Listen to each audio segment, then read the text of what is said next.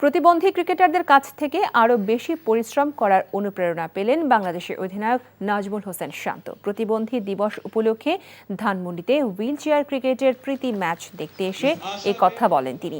আন্তর্জাতিক ও জাতীয় প্রতিবন্ধী দিবসে ইউএনডিপি এই প্রীতি ম্যাচের আয়োজন করে। এ সময় জাতীয় ক্রিকেট দলের বর্তমান ও সাবেক ক্রিকেটাররা উপস্থিত ছিলেন। প্রীতি ম্যাচ শেষে হুইলচেয়ারে বসে ব্যাটিং বোলিং করার চেষ্টা করেন তারা। তবে কাজটা যে বেশ কঠিন তা ভালো মতোই বুঝেছেন ইনজুরিতে থাকা অধিনায়ক শান্ত। বলেন, শারীরিকভাবে প্রতিবন্ধী হলেও তারা মানসিকভাবে বেশ শক্তিশালী।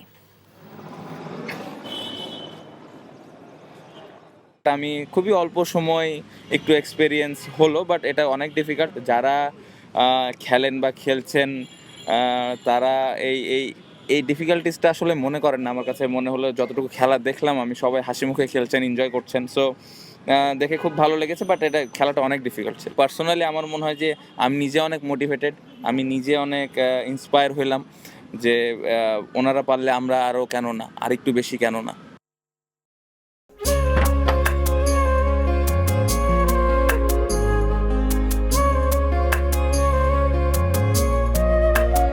এটা আমাদের ঘর, আমরা দুজন মিলে সবকিছু গোছাবো।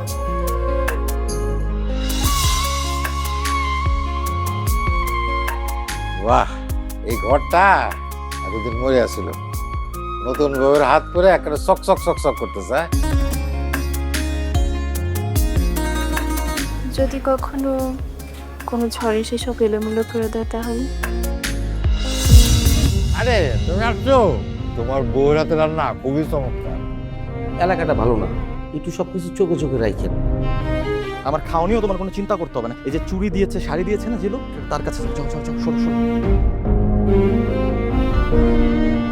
পৃথিবীতে মানুষের সম্পর্কের বড় সমস্যা কি জানো? ভুল বোঝাবুঝি।